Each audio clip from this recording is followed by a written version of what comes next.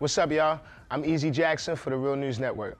Today, we're going to talk about rap beef. What is rap beef? Hip-hop music for rappers is often a blood sport. Most times, if you listen to your favorite lyricist or MC, no matter how positive they might appear, they'll always resort to their primitive form of braggadocio, sneak disses, and gun-toting promises of the most lethal confrontation. If I kill a nigga, it won't be the alcohol. Ay, I'm the realest nigga after all. Bitch, be humble. Bitch, sit down.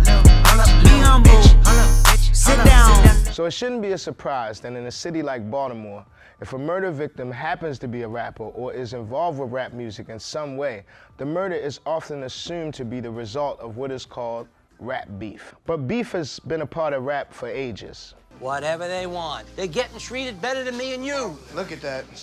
And it wasn't always violent. Hip-hop as a culture was founded originally as an alternative to gang violence. Rival crews would compete with each other in the form of breakdancing, DJing, and of course MCing.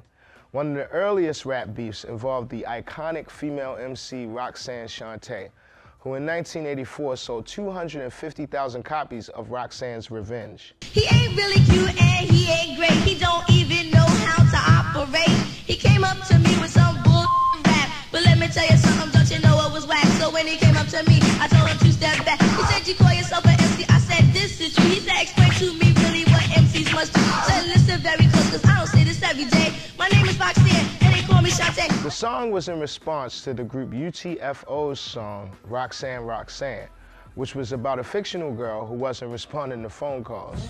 There go that girl they call Roxanne. She's all stuck up. Why you say that? Cause you wouldn't give a guy like me no rap. Man, she was walking down the street, so I said, hello, I'm Gango from UTFO. And she so, I said, so, baby, don't you know I can sing rap dance in just one show? Cause I'm Gango, Mr. Sophisticator. As far as I know, ain't nobody greater from beginning to end and to beginning. I never lose because I'm all about winning. At the time, Roxanne Shante was only 14 years old. Her song made UTFO find several different girls to play the real Roxanne. And the back and forth went on with anywhere from 30 to 100 songs being recorded. But even then, the beef stayed on wax. Some say violence and rap beef began with the historic beef of Tupac and Biggie in 1994. Their beef would ignite a whole East Coast versus West Coast war of words and violent incidents involving entourage members and affiliates.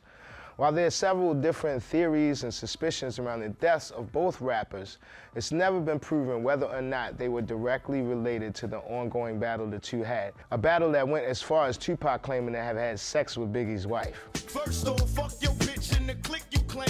West side, when we ride, come equipped with game. You claim to be a player, but I fucked your wife. Jay-Z and Nas had one of the most epic rap battles that successfully stayed on record. The two rap icons would go back and forth for nearly a decade with subliminal disses that escalated into some of the biggest records to date.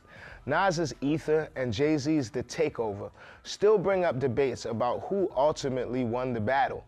None of that matters today, as the two have squashed their beef and collaborated on several records since 2006's Black Republicans. Black Republican money I got coming in. Can't turn my back on the hood, I got love for them. Can't clean my act for good, too much thugging them. Probably in the back of the hood, I'm like, I feel like a black militant taking over the government. Can't turn my back on the hood, too much love for them. Can't clean my act for good, too much thugging them. Probably in the back of the hood, I'm like, fuck it then. Most recently in Baltimore, a rap group on the rise, Peso the Mafia, were robbed of their gold chains. Their adversaries boasted of the robbery by posting an Instagram video of them holding the chains. Rap beef can get messy, violent, and downright scary. Peso the Mafia canceled their show days later, likely to ensure their own safety. In a city like Baltimore, rappers who boast of street life, drug dealing, and gun toting are often tested by those who actually live the street life that rappers promote. But is it always because of rap? Or are there other factors? Is rap beef an easy out by law enforcement in solving the murders of young black men who happen to rap? In May of 2017, Antonio Melvin was charged with the murder of Baltimore rapper Nasty, who had exchanged songs against rapper Young Moose. Melvin is said to be an associate of Young Moose's. That case is still pending. Young Moose had also been victim of harassment by then Detective Daniel Herschel, who who was convicted in February on federal charges of racketeering. Moose mentioned Herschel in several songs. They could almost be considered diss tracks, and Herschel responded to them with violence. That's a real rap beef.